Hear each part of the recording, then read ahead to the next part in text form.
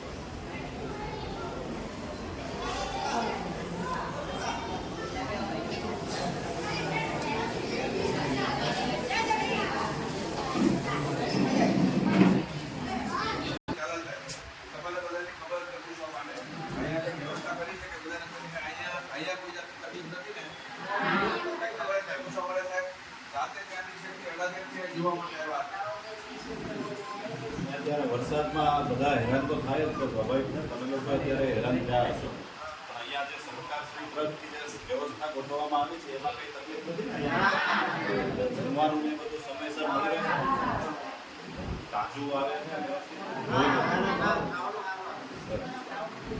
અહીંયા રૂમ બધું આપણે ચોખાઈને કર્યું સારું બરાબર।